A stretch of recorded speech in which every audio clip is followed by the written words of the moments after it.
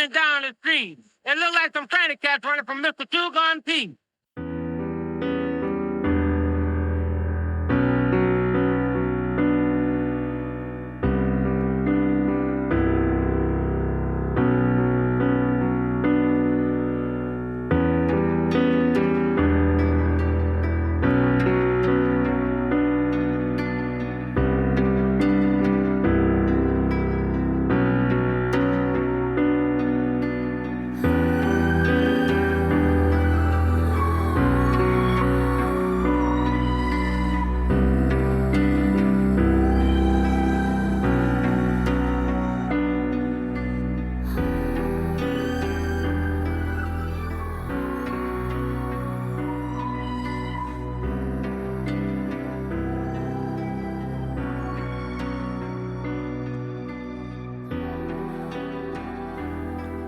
Hey, everybody.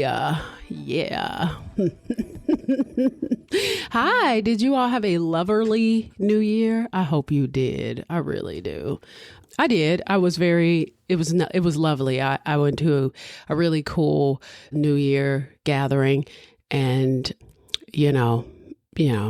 had drinks, lots of them, around some great people. So, yeah, Christmas was blah. I think Christmas was blah for a lot of us. It's like, who cares?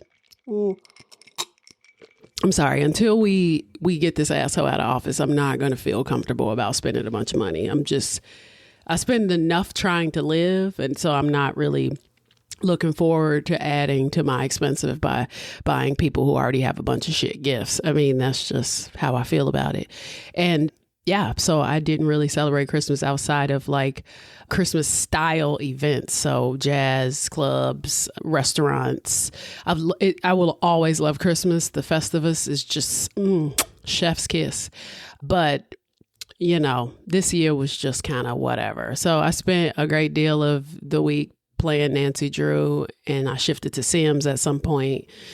If you don't know what Nancy Drew is, I'm sorry. Nancy Drew was a game in the 90s and early 2000s. It's not murder mystery, but it's just a mystery game. Super fun. Me and my sister bond over that game. Many a year growing up in Alsip, we would play Nancy Drew. And to this day, we still do. They actually still have the games available for download. And I bought Kira a laptop and I bought myself a laptop just so I could not have to deal with trying to download the game on a MacBook. And so it was like a whole fucking thing. And so Nancy Drew has become my comfort in times like this. So when I want to disconnect, I'll just turn that on. And it's lovely. I've decided that there is no limit to how many times you can play the same game. I've moved on from I'm going to play junior detective and I'm playing senior because I'm literally a senior citizen playing a child's game. But, whatever, fuck y'all, Anyway, I'm on this episode by my lonesome, which, Luna's about to have a barking fit. She's farting a lot too, which is... I'm not gonna lie, it's getting a little old. She's on my lap. So the farting on my lap is just like, okay, 6 o'clock, may have to take you out again later because it seems like there's some still brewing. I also gave her a little weed. Okay, pussycat, relax. I gave her a little bit of her hemp oil to keep her relaxed. She tends to be on high alert at all times. So now she's trying to leave my lap. Please hold. She's kind of trying to decide how loud she wants to bark. So if you hear her bark, so be it. You know how it is. What are we talking about today? We're talking about Mr. Two-Gun Pete. You have no idea who this is. I know you don't. Mr. Two-Gun Pete was a menace. He was an absolute menace. And I'm going to dedicate season 4, episode 6 to the nightmare legend, Sylvester Two-Gun Pete Washington. And the reason why I say I know you don't know who he is, because I didn't know who he is. Ha! Some of you may, though. The old heads out there who know about Chicago legends, they may know. This one was interesting. This was two things were happening. I was trying to explore this time period in an effort to finish my script, get some language, get some scenery mentally, and two, this was something that I got from my grandfather. So the book that I read on this episode was Chicago's Two Gun Pete, Not a Western, A True Story by Jerry Jones. And I also read news articles, dug into the archives pretty deep, including a few collected by my grandfather as well, because he is a retired CPD. And so he knew about this. And apparently my great granddad also knew this person. And when you get to know this man, you'll be like, who the fuck is your great granddad? It's like, look, let's just not. Like, I come from a family of bootleggers. You just can't. Never mind. So this episode will be more like the Congress Plaza in that it's heavy on Chicago history. And this was a ride, I mean, I had never heard of this man before. My grandfather told my mom about him. She told me what she learned from him. And then I talked to him about it briefly. And reading the accounts in this book, there was no one I had ever done an episode on that was quite like him. I know they say he's the real Dirty Harry. That's what the author calls him. This man was a menace. And if I were to compare him to anyone, not anybody I've ever done on an episode, but two movie characters, I would say that he reminds me of Alonzo, who's Denzel's character for Training Day, and Sarge from A Soldier's Story, played by Adolph Caesar. If you've never seen Training Day or A Soldier's Story, I would highly recommend it. Soldier's Story, also starring Denzel. It's one of my favorite movies. It really is. Two Gun Pete was a corrupt cop. And if the book was correct, he was also a sexual deviant, a womanizer, an abuser, and just an all-around terrible person. And honestly, Sylvester Washington is considered the most famous black policeman in Chicago history. Some of what we know about Washington comes from newspapers, mostly. Some also come from people who survived him. So those two stories, they don't always match, but I explored them. And I want to share them with you. Today, the poison for this episode is called The Last Word because, of course, Sylvester Washington, a.k.a. Two Gun Pete, always had to have the last word. And if you're drinking with me, it will be gin, chartreuse, maraschino cherries, liqueur, and lime juice with brandy cherries as a garnish. 3/4 of all ingredients. You put them bitches in a shaker filled with ice. You shake thoroughly until chilled, and then you put it in a chilled coupe glass, and you garnish with brandied cherries. Can't wait to try The Last Word. It is a prohibition cocktail because, needless to say, Mr. Two Gun P was fucking around post-prohibition. So let's sip.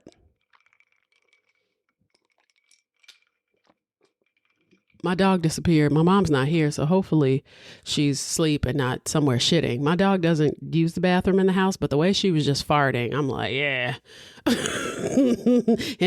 yeah. After I record this, we gonna have to hit the streets. So let's start from the beginning. Now, Sylvester Washington was born January 1st, 1905 or 1906 in Terry, Mississippi, to Sam and Delia, sure, Washington. At least that's how they're listed. I mean, he had several, I counted 5 siblings as well, but we talked about this very briefly with Sam Little. It's hard to just rely on the validity of census records before or after Reconstruction without access to an in-depth biography that's actually written by a biographer. This man doesn't even have a Wikipedia. So Terry, Mississippi was part of the Great Migration Pipeline, the kind of place where families ran from, heading north to cities like Chicago, Detroit, Cleveland, looking for work, safety, and autonomy. I talked about the Great Migration in my episode on Chicago Red Summer of 1919, so check that one out if you want to learn a little bit more about the Black experience migrating north.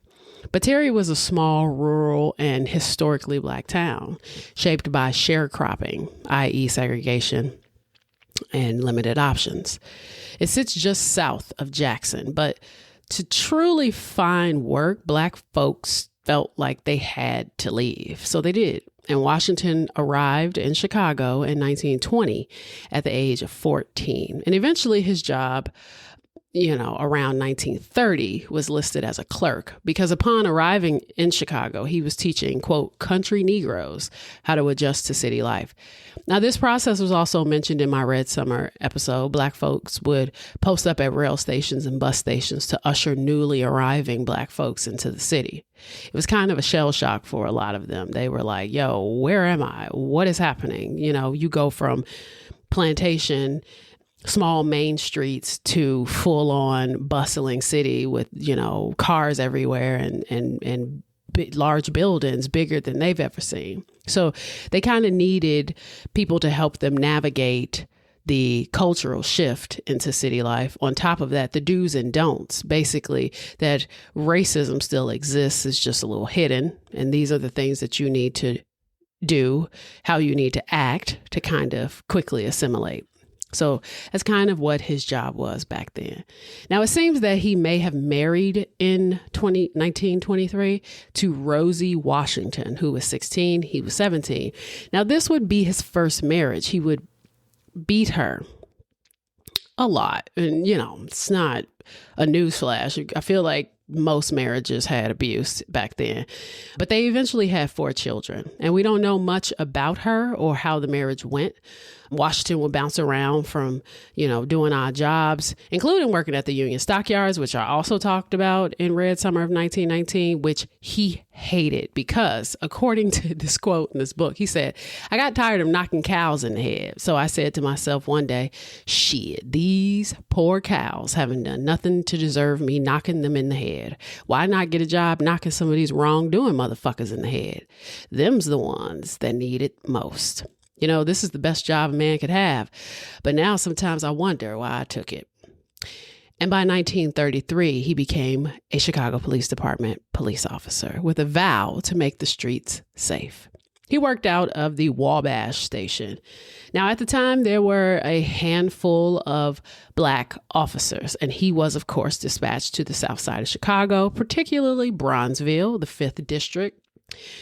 6 months later, according to 1934 Chicago Tribune, a 27-year-old man named Benjamin Harold was shot and killed during what they called a gun battle with Chicago police at 5121 South State Street.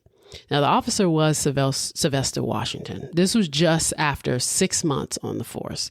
And the Tribune says that Harold fired first and Washington returned fire, hitting him multiple times. 4 or 5 shots hit Harold, and Harold later died at the hospital. That's it. The paper treats the killing as a justifiable homicide. This is the moment that Washington starts being rewarded for his brutality, not questioned for it. It was basically cop does his job, bad guy dies, case closed. There is no pause. There is no suspension, and there's no review. And even though he unloaded most of his bullets into this man, he would later choose to carry 2 .357 Magnum Pearl handled guns as additional protection instead of his usual .38 caliber revolver. And eventually he got a nickname that made him seem like a Western character. According to the paper, the name came from 2 young kids he captured in 1935.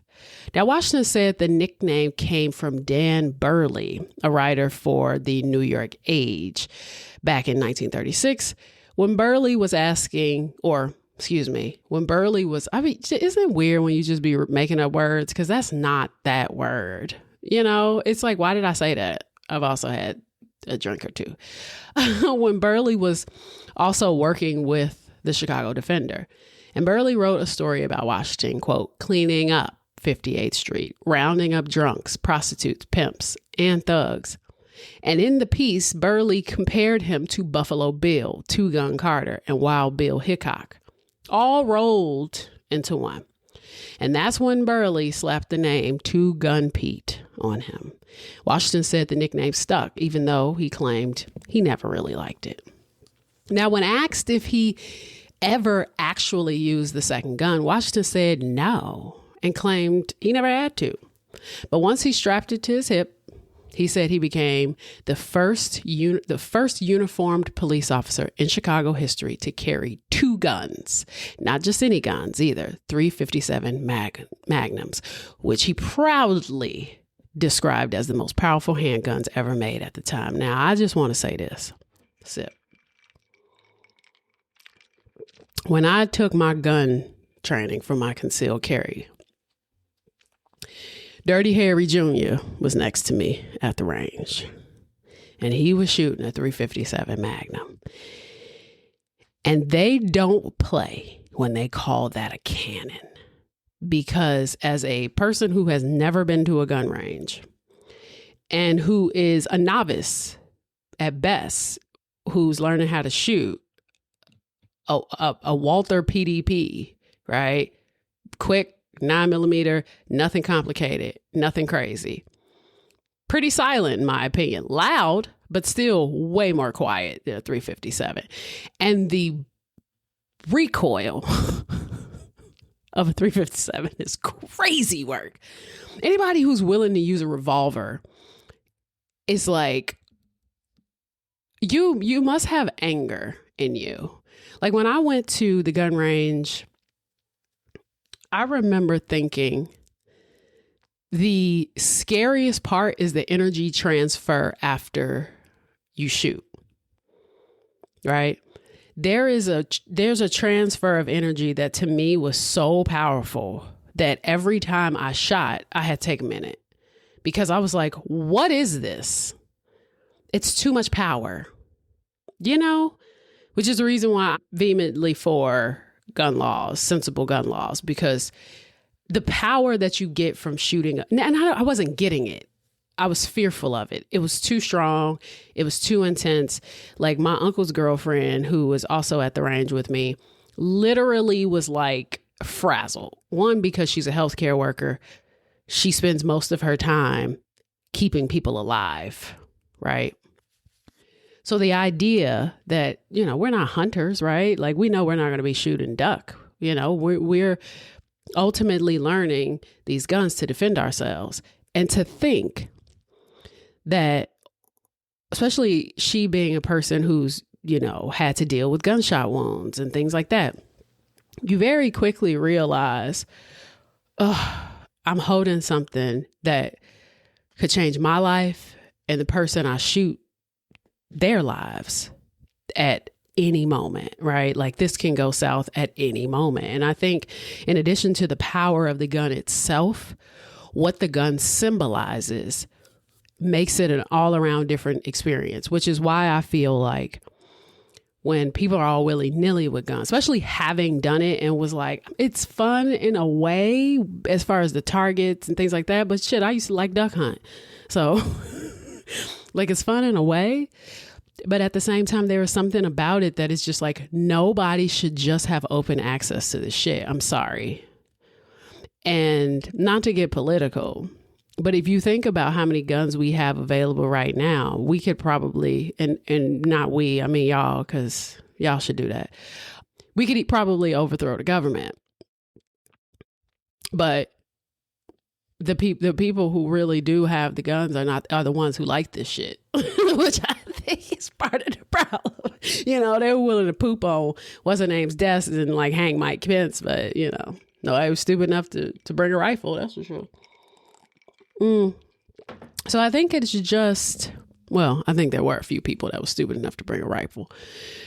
But the energy exchange of a 357 Magnum, I can't imagine. It's too powerful of a handgun. So anyway, according to Washington, they could punch through an automobile engine block fired at a velocity of 1,512 feet per second and delivered more muzzle energy than any other revolver or automatic on the market. And I believe it, because the way that bitch went off in that range, it was like, we were like rat-a-tat-tat-tat-tat, and that thing was like boom, single shot, boom. I was like, when is this motherfucker gonna leave? When is he leaving? Because this is a distraction, okay? Because first of all, I already feel uncomfortable in this bitch, because you never know when somebody gonna turn around and shoot this shit up. There's too many guns in this motherfucker. To have this dude with a literal cannon next to me is wild. Like, I couldn't even hear after that shit was done. And I had on the earmuffs. It was just ridiculous. So, he said he got his first 357 in 1936. The second one followed a few years later. And Washington claimed that he rarely missed, bragging that he could hit 14 bullseyes out of 15. And that his official marksmanship record was 147 out of 150, which is what he told Ebony magazine in 1950, because yes, Ebony interviewed him. Now, Washington just turned into a menace. I don't think I could fully stress how awful this man was. He was around 5'9" and 200 or so pounds in his later years. So needless to say, he probably had a bit of a Napoleon complex. He felt that it was always the punks who caused the trouble and ended up getting shot. He believed none of it would have happened if they'd shown more respect for the law.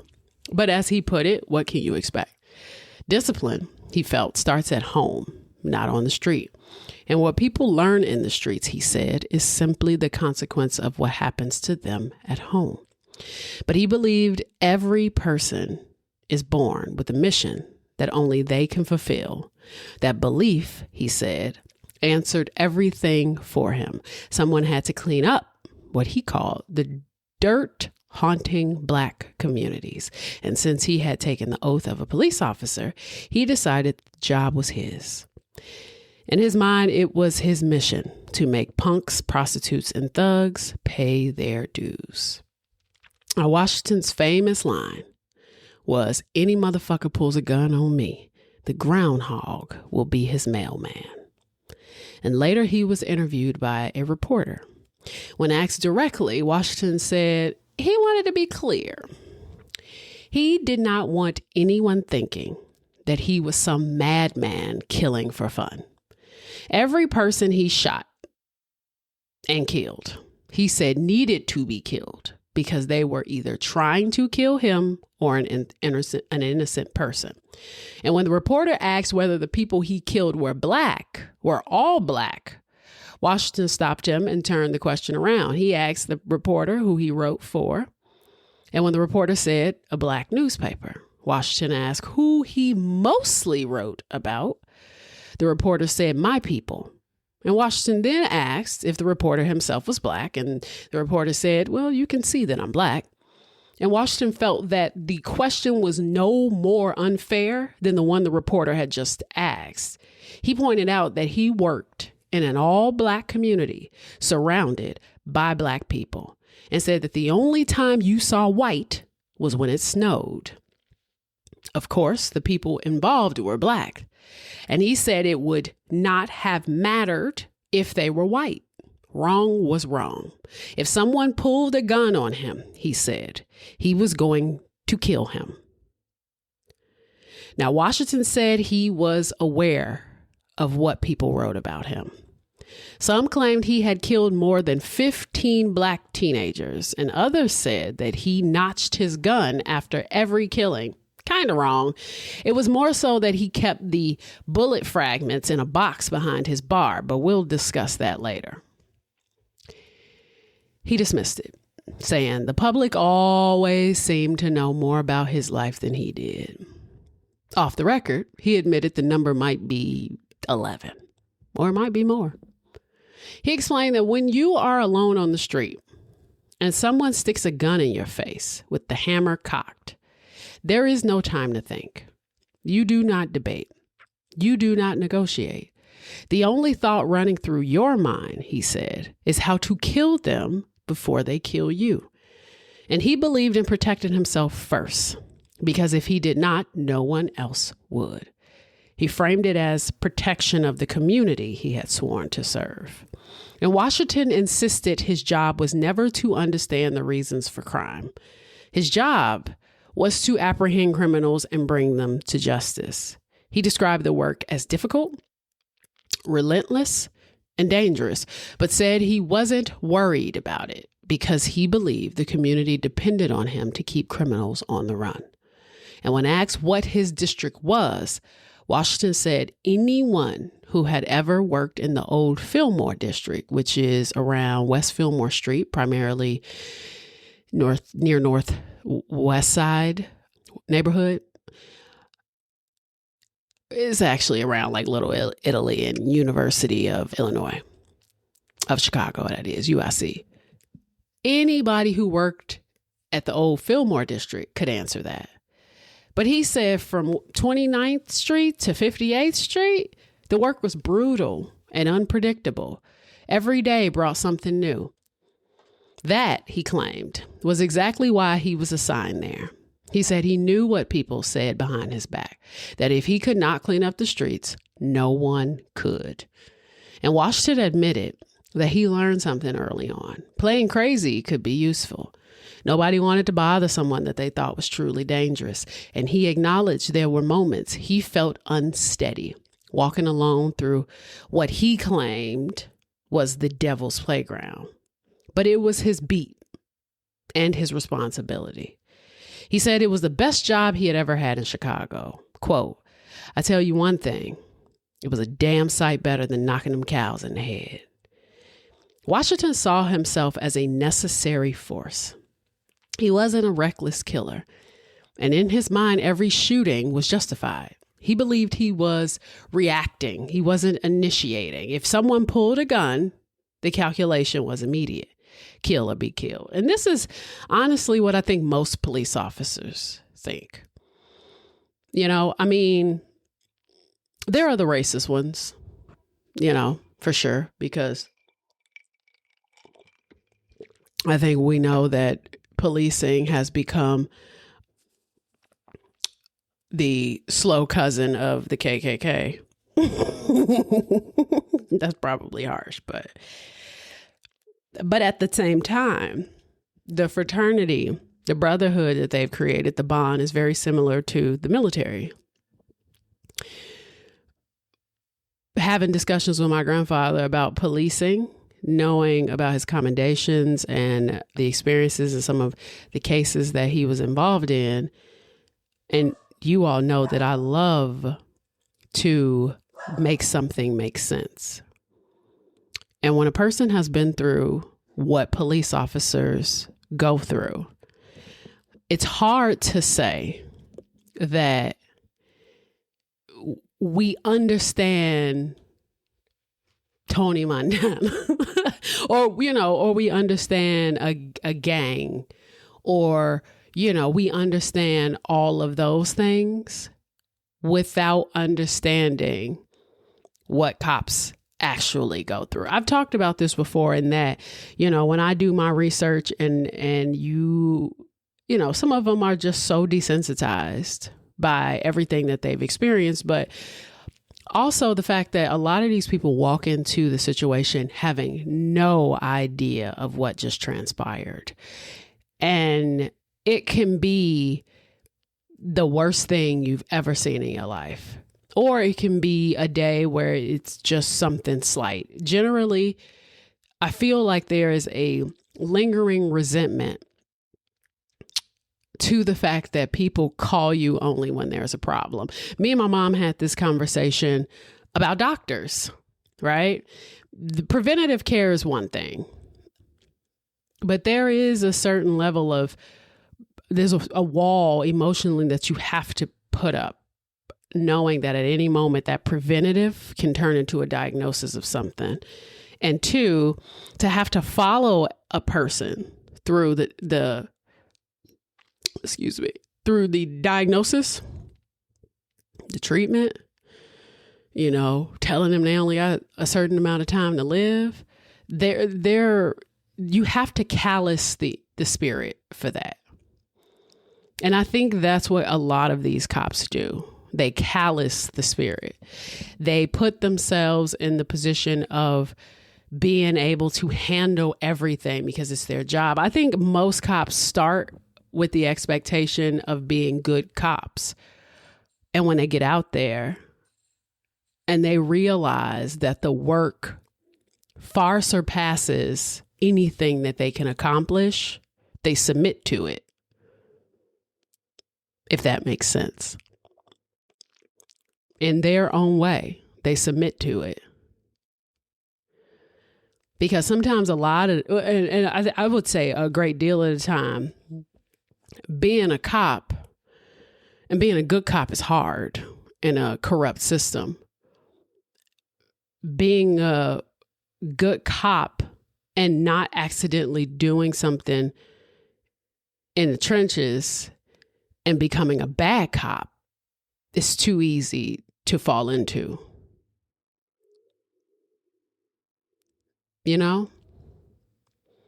We need cops, no matter how we feel about them. And don't get me wrong, I'm 100% for all of the criticisms of police forces, because I think that in this day and age, with advances in psychological care, that we have, it's one thing to be around during his time and just to not know what your problem really is. It's just black and white. It's right and wrong. But being a police officer is more nuanced than that. And to have all of that at your to be exposed to all of that trauma all the time. One, not knowing if you're going to make it home. Drinking yourself into oblivion at the nearest cop bar because I walked into a crime scene the other day and this guy chopped his girlfriend in half. Half of us can't deal with our regular ass jobs.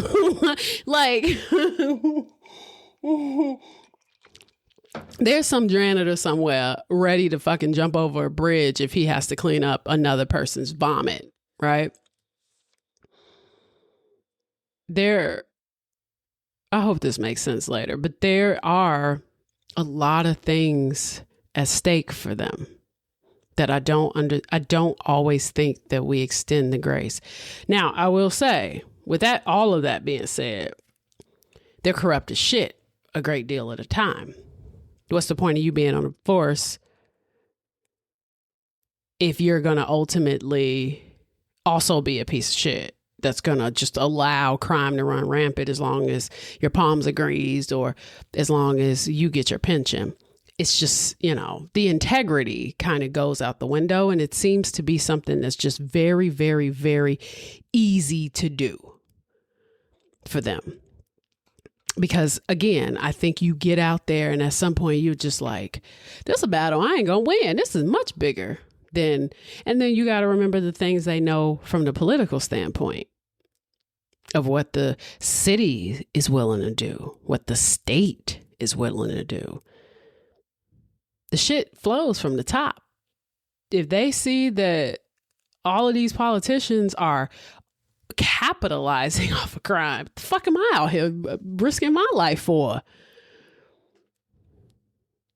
And in recent years, the indiscriminate murders of African Americans is still an issue. Like it was with even Two Gun Pete, where you had these very, papers like the Chicago Defender that was at some point being like a super cop, but then they realized, wait a minute, now he may be doing something else, and it takes a turn. And I think that kill or be killed, there's no space for hesitation, de-escalation, second guessing. Survival comes first, always. Justifies bad behavior, because there is a method to doing this, to de-escalation, to actually putting yourself in a position to be like talking to a person like a human being, pulling them over, asking them questions, not in a prosecutorial manner as if they've immediately done something wrong. But then they approach every situation as if somebody has done something wrong and that they're lying off the rip, because they have been absolutely bombarded with criminals and liars. And all it takes is 1 or 2 times for you to be like, I ain't falling for that shit again. And Washington felt Two, that race was irrelevant. He rejected the accusations that he targeted Black people specifically, while simultaneously enforcing a version of order that overwhelmingly harmed them. He was a riddle wrapped in a mystery inside of enigma. Because either that or he was just flat out mentally ill. And when Washington got caught operating on the North Side, it set off alarms, not because his behavior was new, but because the location was. Violence that had been tolerated in Black neighborhoods became a problem once it crossed into white ones. And Washington's response was predictable. He brushed it off as routine police work, just another cop doing his job wherever crime showed up. But he understood what had happened. The North Side was a different audience, different residents, different press, different consequences. Hanging out up north actually worked in his favor for a while. On the South Side, people knew him. They recognized his car.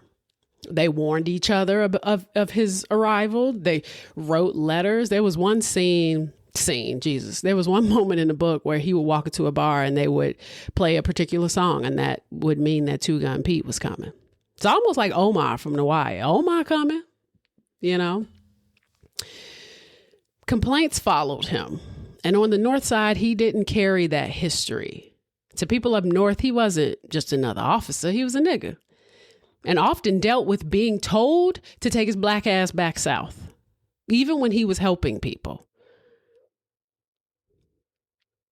There was one instance, I think he stopped at like a Maxwell Polish stand or something, and you know, he had just been kicking it out up north, and he popped into to grab him something to eat, and the police rolled up and they like, "What the fuck you up here, boy?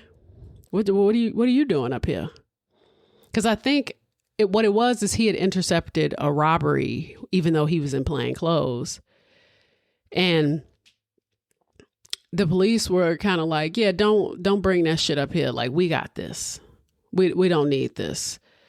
And he was like, but I'm a cop. I'm like, we don't give a fuck what you are or who you are. Take your Black ass back out south. That's where you belong.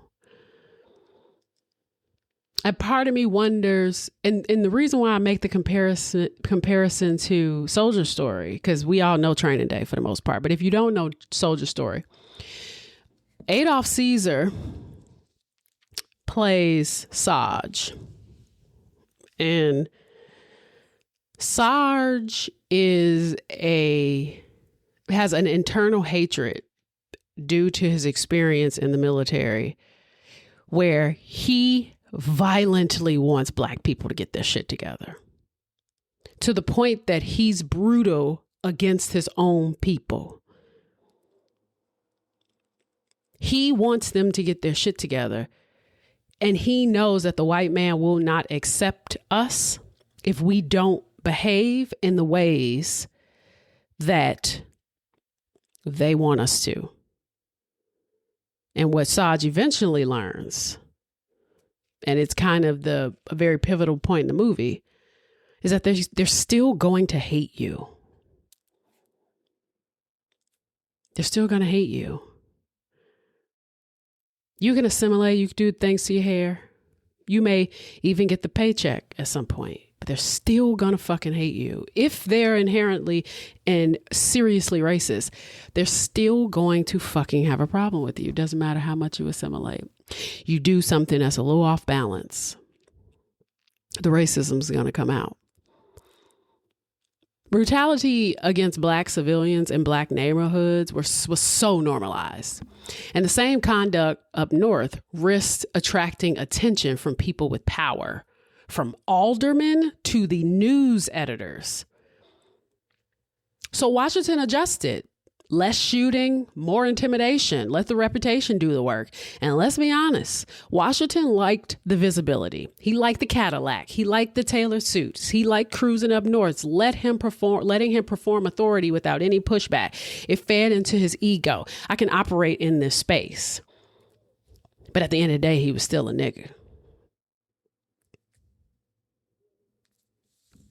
Now, before we get into his crimes, I feared that this would be in no particular order because while the book was riveting, it wasn't because of the writer. The stories were accounts from different people that had been involved with Washington somehow, some way, but not a lot of the actual dates were mentioned. So there weren't a lot of dates in the book. It's hard to tell when things happen, but I did what I could to link it to an article. So you would have to, so you'll have to just take the stories for what they are. And the articles also help me put things kind of in chronological order. The book is almost written like a blaxploitation film. Very dramatic, and if I'm not mistaken, Jerry Jones, because I was struggling to find who this Jerry Jones was, but I'm 90% sure that it was a blaxploitation actor. So there are certain moments that it's very much so written like that. But one point of reference that I relied on for this summary was when he bought his bar, the Hilltop Lounge, which is after he retired from the CPD after 18 years of service, and even the things that occurred in the Hilltop. Now, earlier I mentioned when he got his name. That was between 1935 and 1937.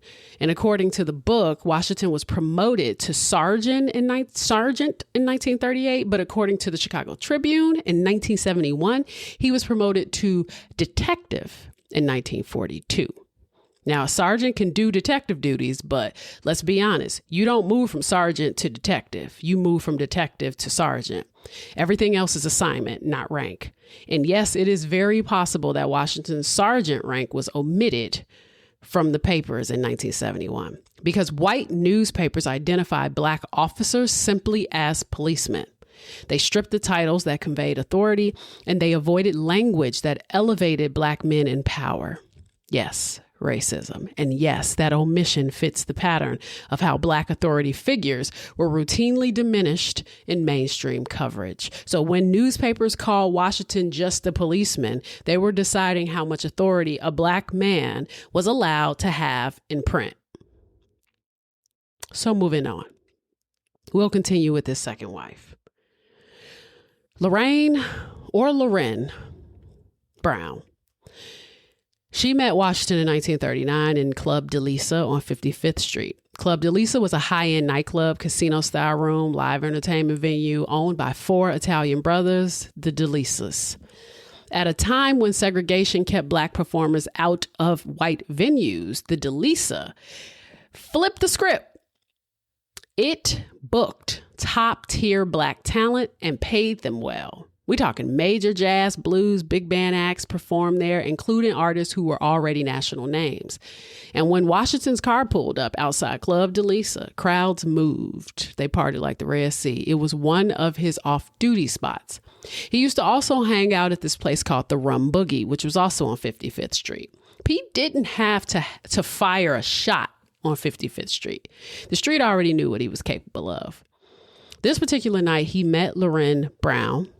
I'm going to call her Lorraine because I think it may be Lorraine because I saw 2 different spellings, who was married but separated from her husband. Now, they did a dance number. Her and her husband did a dance number together at the club. And after it was over, Washington arrested both of them and sent her and her husband to the station for out-of-state plates and parking in a no parking zone, which he felt was his parking spot. But really, he wanted that man's wife. He booked him and pretended like he was taking her home, but nay. He wanted to take her out to drink and then to his room. She declined, but they continued to date until they got married. Smooth operator.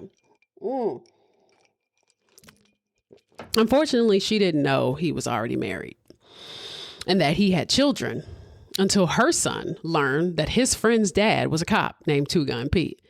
She actually had a little crush on him already, so it worked. He actually treated her well at first, but when he would drink, he would become a jealous psychopath. She was a dancer, by the way, so he would hate that people would put money in her G-string or even call her beautiful.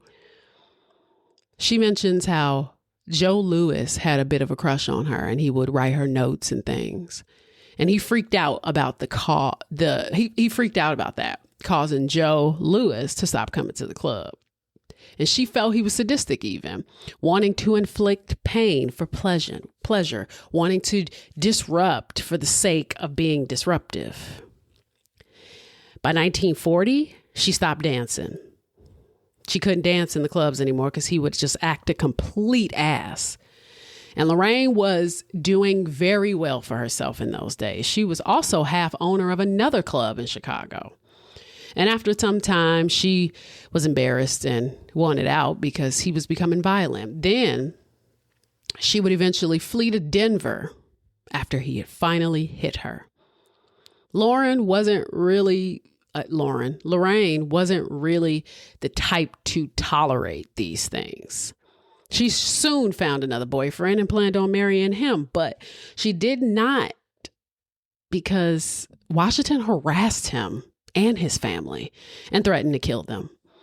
At that time, she left Denver and moved to California. Now, mind you, Wash's first wife was still in the background, wondering what her husband was doing while this man was stalking this woman. And I really do mean stalk. He followed her with two of his friends and drove to California. She was so sick of him that she contacted a friend in Dallas and had him send a telegram stating that she was in Dallas. She wasn't. But she did bounce around between Dallas, Chicago, and LA. Lorraine and Wash's first wife then started to communicate, and Lorraine demanded that all three of them meet. He agreed. But after the meeting, the first wife said, "Fuck it, I'm filing a divorce." They would eventually become engaged, but he was such an awful drunk that they would start to get into more altercations.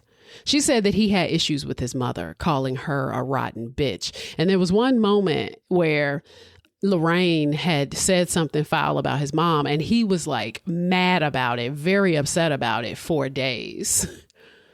And Lorraine also makes it seem as though he may have started to lose it after her or because of her. He was possessive. His drinking turned him violent, and she wasn't anything like his first wife. She fought back. She was egotistical enough not to believe that he was sleeping with other women, but by at least 1949, she realized he's kind of two-faced. He liked to embarrass her in front of his white friends, and she was very much so tired of that. Now, what kicked off the unraveling of their relationship was interesting. Washington's former partner, Earl Wilson, was caught up in something that got them both put on leave. Well, apparently, according to Lorraine, Washington was jealous of Wilson's girlfriend and how beautiful she was. So when he was reinstated to the force, Wilson called one day to see if perhaps Washington had put in a word to have him reinstated as well. But nay. Earl was being railroaded. Washington was working alongside a white man to have him imprisoned for drugs. They were going to hide the drugs at Earl's job. Earl said, "Well, thanks for this information, and your husband is a piece of shit and fucks everybody." So and Washington eventually found out what she knew because she told him. She had him followed. She said, "Look, I had you followed." She wanted to go narc on Earl, but she said, "I had you followed." And he said, "Fine. We can get your stupid divorce. But when we do you think we'll marry again in May?" Toxic as shit. She agreed. But she had no plans on marrying him or anyone after that. And throughout the 1940s, Washington continued to shoot suspects for absolutely anything, with each killing ruled justified by coroners' juries. And in August 1941, he killed Willie Lee Matthews, a hotel bellman, claiming that Matthews tried to grab his gun. The Chicago Urban League organized a public discussion in May of 1940 to address rising fears about youth delinquency, especially in Black neighborhoods on the South Side. And Sylvester Washington is named as one of the officers assigned to work with youth and social agencies. And this is the same Washington who by 1940 already had multiple shootings on his record and a reputation for fear-based policing. Yet here he is, folded into a conversation about youth delinquency, prevention, and community engagement.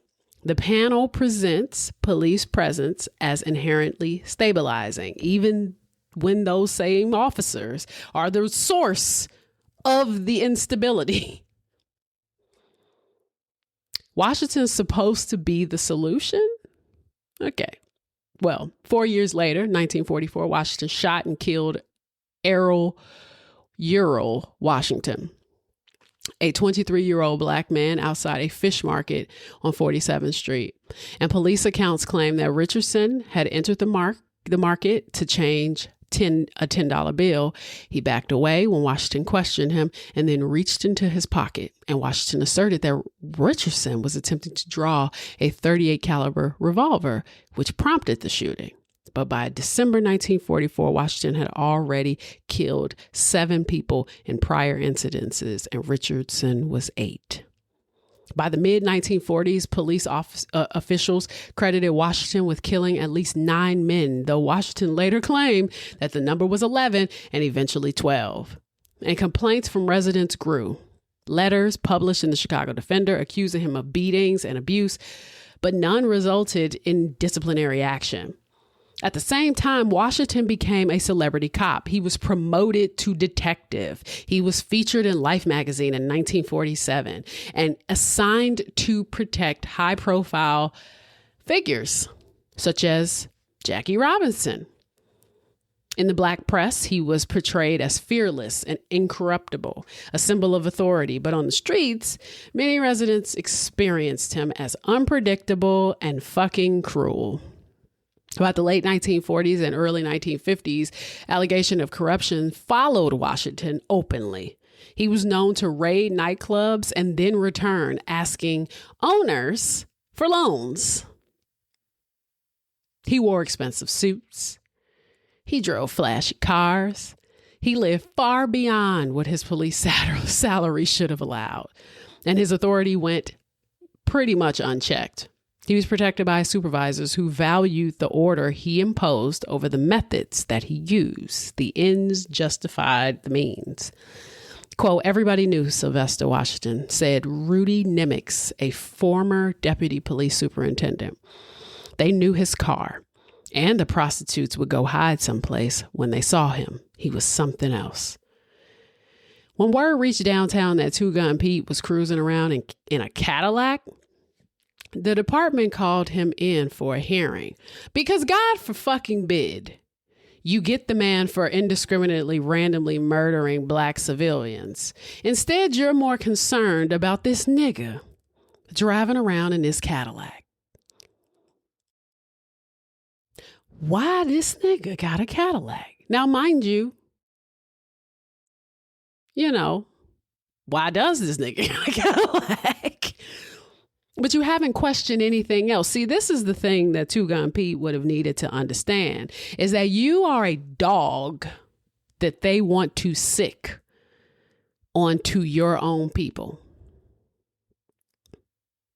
They're not trying to see you succeed. They're not trying to see you driving around in a Cadillac. They're not trying to see you part the Red Sea at white establishments. They're not trying to see you prosper in that way. So what did the department do? They called him in for a hearing. And the question was simple. How does a policeman afford a car like that?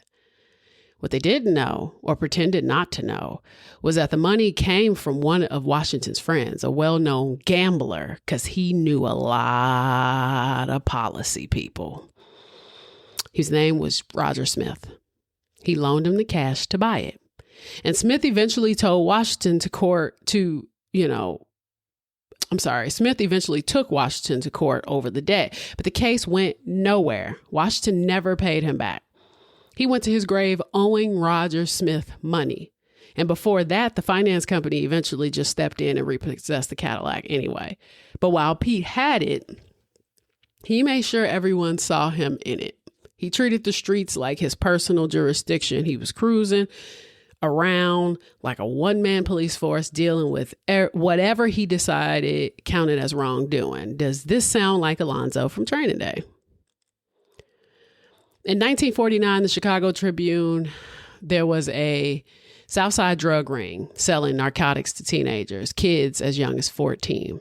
And right at the center of it was Sylvester Washington, the detective who steps in just in time, catching suspects while a boy is being injected with heroin. 15-year-old girls are admitting to cocaine. Drugs sold for pocket change near schools and playgrounds, and the judge calls it one of the worst cases he had ever seen, even though the sentences ended up being relatively light. And Washington isn't the feared enforcer here. He's the protector. He's the guy saving the kids. For every complaint, every beating, every shooting, there's an article like this the department had to point to and say, hey, this is why we need him. This is why we tolerate him. Fun fact, there was even a song released about Two Gun Pete in 1950 called Mr. Two Gun Pete by Jack Cooley and Orchestra, which I played at the very beginning. The music called him what he was, a problem. It came from the people who had lived with him. And we know blues is some of the most honest archival footage there is. I'm going to put a link to that song in the show notes. Now, the final straw may have come in May 1951 when Washington was called before a grand jury to explain how an officer earning $3,600 a year could afford the down payment on a $40,000 building. Washington tells the jury he paid $20,000 down on the property and he borrowed the rest. He insists he had almost nothing in his savings and said the money came from years of overtime, special details, and private work for nightclubs and sports events. When prosecutors pushed to see his tax returns, he flatly refused, saying he won't release them without legal advice.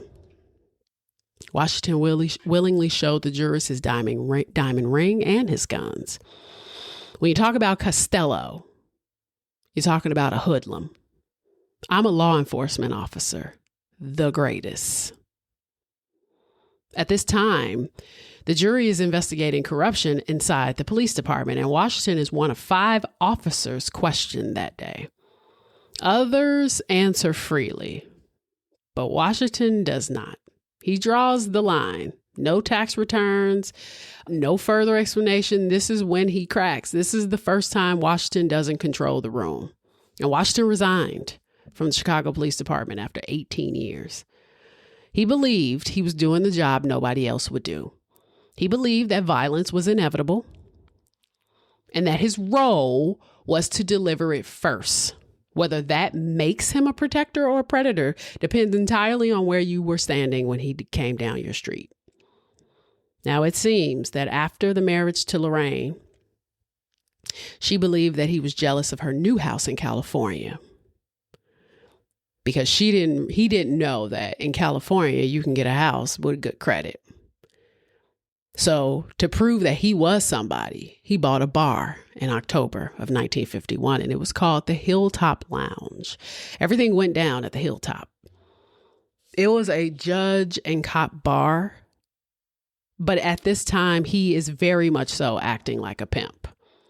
The language is even shifting to this very jivey, speak. And behind the bar, he kept a cigar box filled with bullet fragments that he removed from men he had shot, along with weapons for protection. At the Hilltop, there was no such thing as change. If you paid $5 and he owed you change, that extra money would go towards his drink. Anything that can happen will happen at the Hilltop. According to the book, Washington, he had a thing for high schoolers. One account in the book was a girl who showed up at the bar at 10 a.m. to meet with Washington. As he started wooing the girl earlier, he was nervous about her showing up for some reason and asked her to go down to the park. She saw him head to his office, and behind the bar were 3 girls, her age or younger, having sex with a grown man on the floor. She left and went to the park like he told her to do and waited. This was a very interesting story too, because I'm like, what does he fear here? Was somebody in in the bar that maybe he didn't want her, or he didn't want to be seen interacting with her in that capacity. Was his wife there? I mean, his first one, but he got a divorce. So, but what was he trying to hide from? Or was he, and this is where the sexual deviance was just like almost unbearable in this book, because the control of very young teenage girls, the abuse of very young teenage girls, the way he just talked to people in general, he was very disrespectful. Two Gun Pete would literally walk in anywhere and people would actually run. And it got to a point where the timing is impeccable, because it happens after Lorraine when he gets to the bar, where he kind of uses this bar as like his little sadistic domicile, where he is with all of these people, these different cops and politicians and all these different people. But then at the same time, like, they lock the doors and, they have a flat out orgy in the bar. Just like some of the sex scenes in the book are kind of written because they're based on how the writer was speaking to the person, but they're kind of written in a way that makes you forget that these girls were 14. Like, if it was a hot romance novel, I'd be like, okay, whatever. But the language of even some of the victims, because it's interesting, they'd be like, he pulled out his big dick and you'd be like, whoa, what is happening here? Right? And there's just like something about it that's just like, damn, but these girls were girls, like they were children. And in a lot of instances, he was like taking their virginity and like force raping them and like, and I know times were different too. Having a 14-year-old wife was like weird, but at the same time, it was like, I mean, it is what it is. It's like, it also just showed me how complicit all the men were around him as well, because he would just do shit openly. Like, he would embarrass a woman and be like, tell her to take off all her clothes, and just like, she'll just be in the bar, just butt naked. And he was very into humiliation rituals. And part of it was just to see what you would be willing to do. And once you did that thing, he knew he had you, because who the fuck would do that?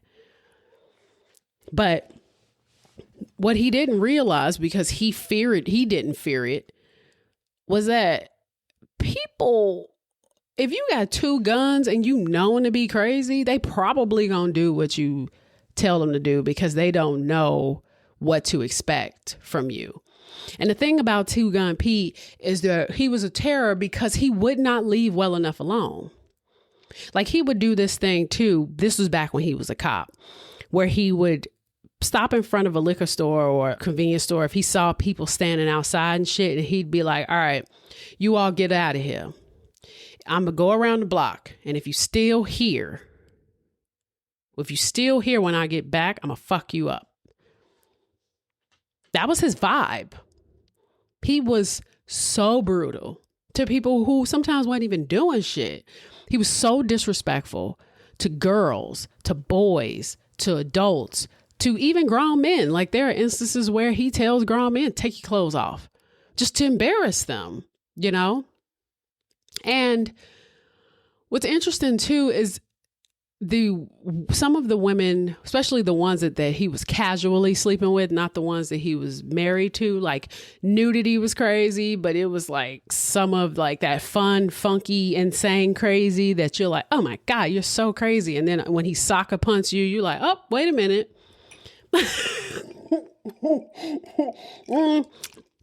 That's not fun. Like, he was just one of those people. Like, he'd lock people in rooms and shit. Like, this man was fucked up. Now, back to the young girl story. So she witnesses 3 girls behind the bar having sex with a grown man on the floor, which part of me was like, did he force these people to do that? I need more. Like, why? Why is this the place? So she left.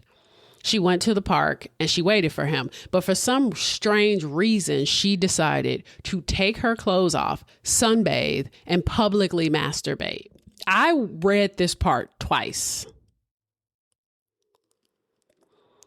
There were parts of this book that I was like, did I read that correctly? Or am I a sick bitch? And I was just filling in some sick ass shit. Cause what? You're in a public park and she's like, the sun was feeling so good that I just felt like I wanted to touch myself. And she started to publicly masturbate. Now, mind you, you hear about men doing it all the time. I ain't never heard about no girl publicly fingering herself in a park. But she was sunbathing, she was vibing out, she was feeling the heat. And, all of a sudden her hormones went a little ham and she started, she took clothes off, decided she wants to play with a coochie outside. But what she didn't know was that she was being watched by someone who was masturbating, and he was a stranger. So she freaks out and he attempts to rape her. And like Batman, because Two Gun Pete in this story, there were moments where I was like, this isn't true. That's why I was like, I'm going to just check the news on his crimes because this can't be true. He would just come out of fucking nowhere. Like, you'll be like, what are the odds this bitch is here? Like, he would literally just come out of nowhere in this book. And I'm like, oh, this nigga is Batman, is what you're telling me. Like, where did he come from? Every scenario, this motherfucker just pops up out of nowhere. So Two Gun Pete shows up and he forces both. Now, mind you, he was supposed to be meeting her at this park. So, timing isn't really all that impeccable. But still, he kind of just pops up. And if you ever decide to read this book, and this book is literally like, I had to physically read. My granddad gave me his Two Gun Pete book. This book is limited print. It's like $200 for a copy, but he bought it years ago. His book came out in 1988. And so Two Gun Pete shows up, and in different instances, just like, and all of a sudden Two Gun Pete showed up. You're like, so he just be walking around looking for motherfuckers to terrorize, huh? So he shows up in the park. This girl's in the park after being violently raped. She was like, she didn't know who this man was. She was playing with herself in the park. She just wanted to be left alone. And he forces both of them to have sex. He said, all right, start fucking. If you can come in 3 minutes, I'll let you go. If you don't, you're a dead motherfucker. The man started to cry. And Washington said, I should kill your ass right now and feed you to the groundhogs, but I'm not. I'm going to teach you a lesson, which you'll never forget. And so he beat the shit out of that man and slapped the hell out of that girl. Just in time for the police arrived. The police arrived. They were like, oh, yo, what's going on, Pete? He was like, this man raped this woman. I know her. They were like, okay, well, let's book him. Put your clothes back on. Let's book him. Took the dude. They were like, what you want to do with the girl? Oh, no, I'll hang on to the girl. And of course, he takes her back to his place and forcibly has sex with her, which she said was very pushy and kind of violent, because at this point now he's mad. They said that when he would drink, he liked to kind of like do the angry sex thing. But he would drink, and generally they say his drinking was so bad that once he started drinking, it was time to hit that bedroom. So by the 1950s, 1960s, his body was starting to pay the price. He was a heavy drinker for years, not social drinking, chronic drinking. And people around him described alcohol as a constant, especially after he retired. He used to drink a bottle of gin and a case of beer a day.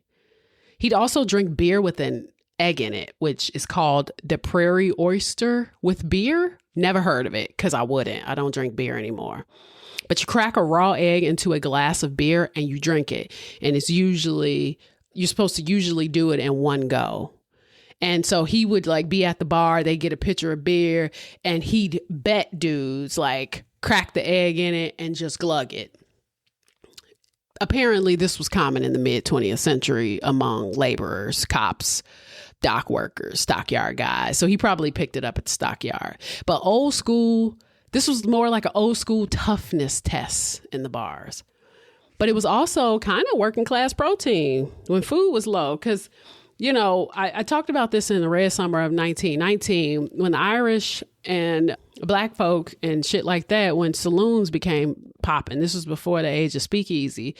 But when saloons was popping, a lot of the reason why they wanted to initiate prohibition was because the men would get fucked up and they would beat the shit out of their wives when they got home. And they were like, alcohol is making men terrible. And it was really, too, because they were drowning out their sorrows for how awful it was to work in general. No labor laws, low pay, long hours, you know, no environmental protection, no OSHA, none of that shit. And, the beer with the egg in it sound like brute shit, but it was a way for them to get drunk and eat. Whatever restraint Two Gun Pete claimed he had on the job did not exist anymore. He was kind of starting to act like a pimp. He was sexually exploiting women, which I personally, even reading the book, other than him getting money from like these clubs and shit like that and extorting people and all this other shit, I think he was also hoeing women and girls, usually under the threat of violence, especially after drinking.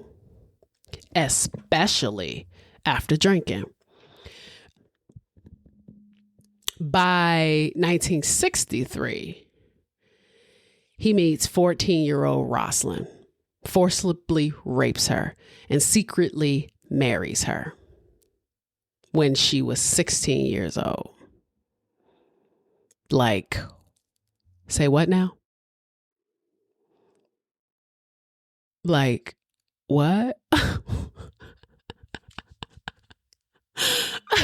Like, excuse me? And I mean,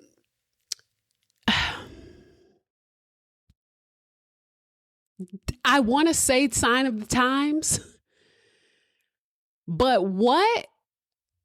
He meets a 14-year-old girl. He forcibly rapes her and he secretly marries her when she was 16. He's 58. And she would be his third wife. She met him because her family lived in a building he owned. And Rosalind later said that the marriage was brutal. Now, mind you, Rosalind also admits that the sex kind of got her. Okay, because she was like, whoa. She said this mup was built. I'm also thinking like, you're 14, he's 58. A grown man dick is going to look super big, you know. But she was kind of like, hey, it is what it is, you know, with the shits. But she would later say that he was the meanest, cruelest person that she had ever seen in her entire life. And Washington was violent at home. He talked about hiding clothes outside. So she talked about hiding clothes outside so she can escape quickly, about learning when to run, and about living in fear. This was a cruel man who carried that cruelty everywhere he went. In 1964, Rosalind was arrested after Washington claimed that she shot him during an argument at his bar. And the headline made her the villain. According to Rosalind, that story was backwards. She said Washington was drunk. He chased her. He beat her. And that he shot himself when he fell during the struggle. This story was in Jet magazine, by the way. A witness backed her up. The charges against her were dropped. And when she did finally speak publicly, it was to strip away the legend and confirm the story the streets already knew. The violence was always personal. It was always personal. You know, it was not,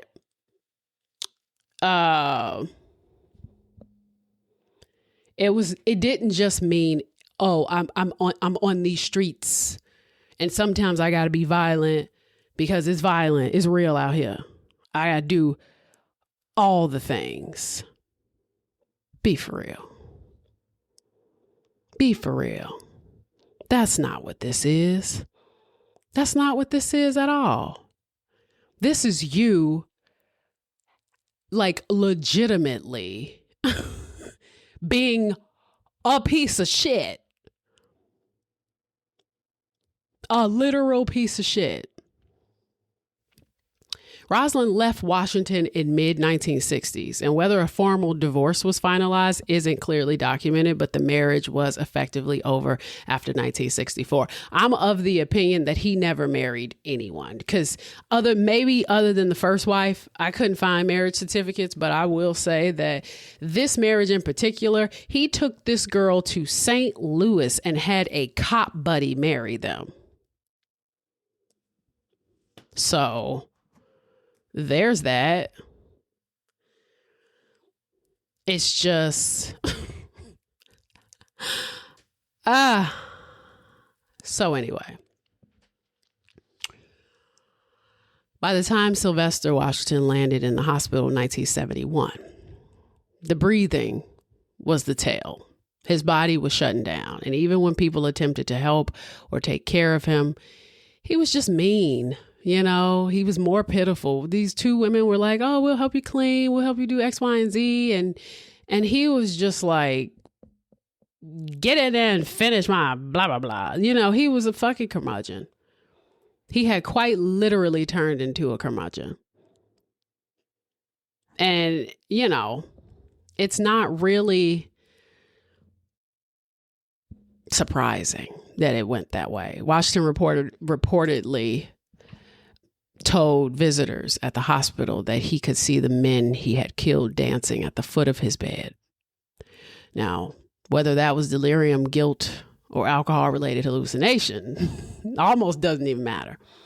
What matters is that the man who lived by fear no longer had any control over his body or his mind. And Washington died in October of 1971 from cirrhosis of the liver, brought on by years of very chronic, heavy drinking, extremely heavy drinking. This man was an intense drinker. And this is how this usually ends. The liver fails first, then everything else starts to break down.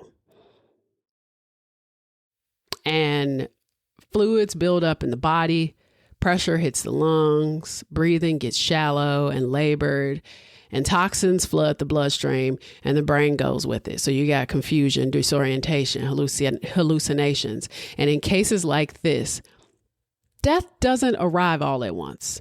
It comes through respiratory failure, through heart failure, triggered by the liver finally just giving the fuck out. Rosalind learned that there was no pension. There was no property, no protection waiting for her. Whatever money or assets existed disappeared. But she did finish school. She eventually finished school. She became a respiratory therapist. The irony. She worked for decades. She raised her children and she stayed quiet. And then she eventually moved on. And Rosalind died in 2013. Her death, there's an article in the paper of her death. Chicago Tribune. Washington didn't die a legend. He died alone and powerless, because most of you don't even know who the fuck he is.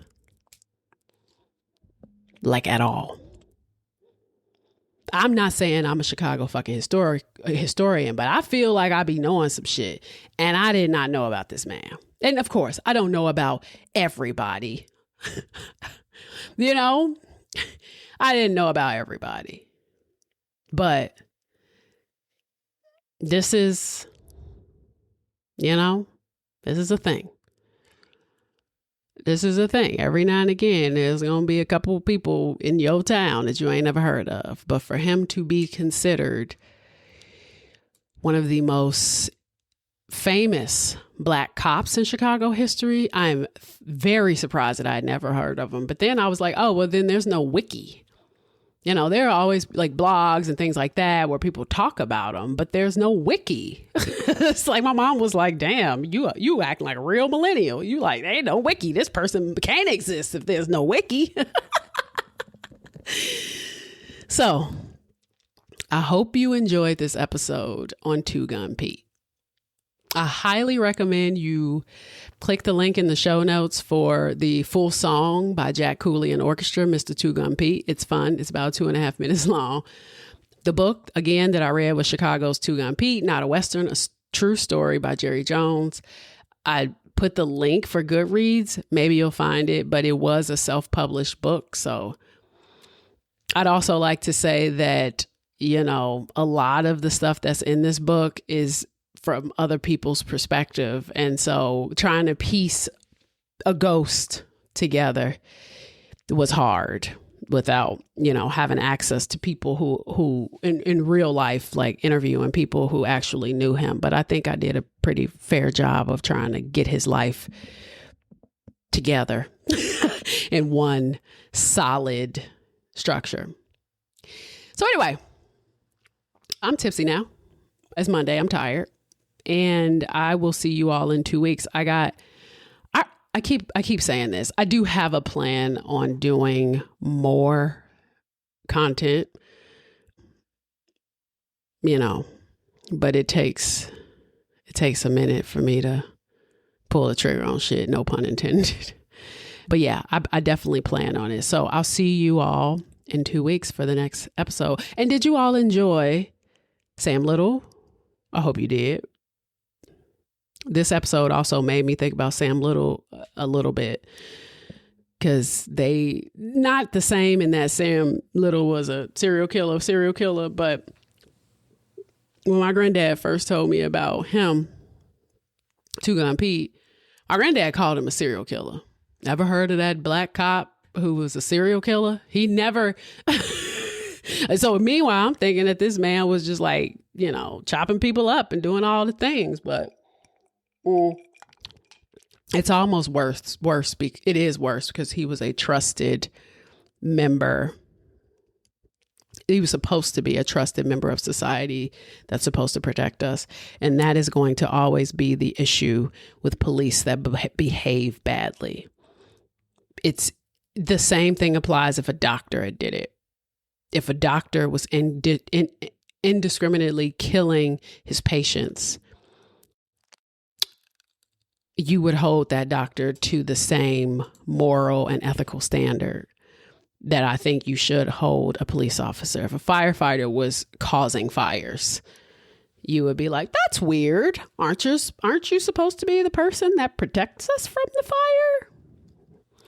You're not supposed to be an arsonist, right? And that's the way we feel about cops. We hire and we pay for cops with our tax dollars for them to protect us, not for us to just fear them and expect them to kill us at some point. That's not what we pay for their services for. So I'm in a very nihilistic, I'm not even going to go further than that because I'm like, yeah, okay, change. Sure. Sure. But at the same time, I'm not really expecting anything. I've avoided social media and like posting on social media because I really do not have anything fucking positive to say at this point. I'm not saying that people go look to my platform to make themselves feel better or anything like that, but I can openly say that I don't have anything good to say about all that's going on. And I will continue to be hopeful quietly. Because at this point, I'm sick of just like being disappointed. So, all right. See you all in 2 weeks. Maybe I'll have a guest next time. Bye. Have a good one.